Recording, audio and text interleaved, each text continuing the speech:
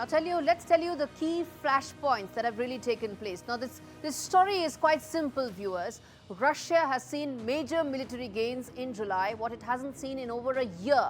And that is the reason why Trump is getting increasingly frustrated, because he doesn't know which way this war is headed. But Putin seems to know where it is headed. Let's get you those flashpoints right here. First and foremost, the Sumy front line that is there, where Russia is testing the northern defenses near the border. That's the first flashpoint. Secondly is the Pokrovsk push, where key Ukrainian supply hub is under threat. So this is an expansive military assault by Russia on Ukraine, and we're putting out some of those important flashpoints for you. Next up is the Zaporizhzhia strikes, where drones and missiles are targeting the civil order. Next is another escalation, which is deep in strikes that are aimed to paralyze the logistics and the logistical hub of Ukraine. Lastly, the occupation drive. What is this? Well, this is schools, laws, language accelerate, all of it accelerating towards Russification. Why is that important? It's important towards the Donetsk region, the others that are bordering Russia, and ahead of that, it's moving inside as well. And that is extremely important as Russia looks to ensure that the populations also tilt towards Moscow. Let's get you an important voice joining us on the broadcast to talk more on this. Professor Scott Lucas joins us to talk about this. Now, Professor Scott, there are two aspects to why what is happening right now in Russia is so important. One is the fact that Donald Trump and Vladimir Putin talked about having some sort of a breakthrough. But why would Putin agree to a breakthrough? Because he's getting these big military wins and strategic gains that we are telling our viewers right now on the show. With these kind of military gains under his belt, is Vladimir Putin likely to have come to the negotiating table anytime soon?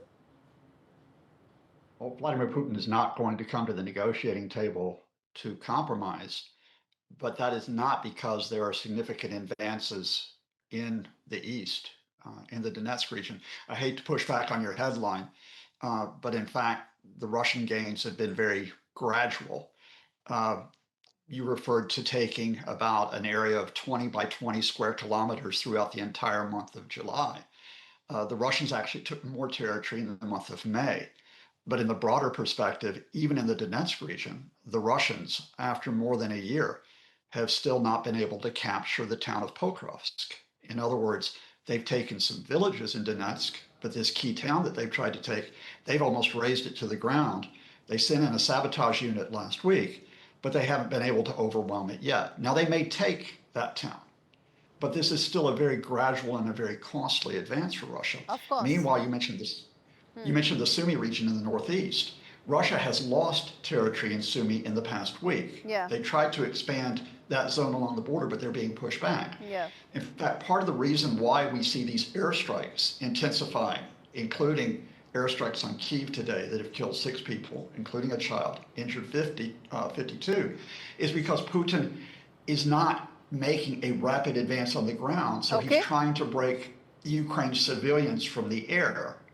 No, but I understand what you're saying. Yeah. But Professor Lucas, here's what I want to know, which is that there is a certain clear shift in terms of the military strategic view that Russia has about how it wants to now move ahead in the next phase of the Ukraine war. And we are seeing that, right, in terms of a blitzkrieg on the drones aspect and several other areas. How do you see this now going from here, the next phase of this war? Russia's racing against time. Because remember, this is a multi-front war, and there are a couple of things that are worrying the Kremlin. The first is that Ukraine is hitting back. So beyond the front lines, you've got Ukraine with almost daily attacks on Russian military installations, on oil refineries, on their supply chains, on the factories that make the electronic components for the drones. And if Ukraine gets more long-range weapons, which is possible, especially if Donald Trump gets frustrated, that could extend. Secondly, Russia's got economic issues. Now, I'm not talking about an economic collapse. That's been overblown.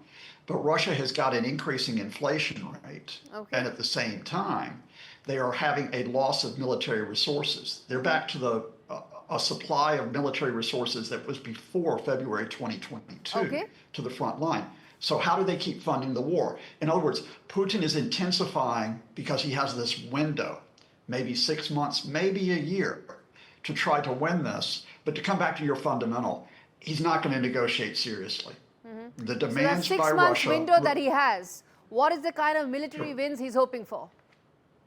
He's trying to take all of the Donetsk region in the east because he wants to, quote, annex it.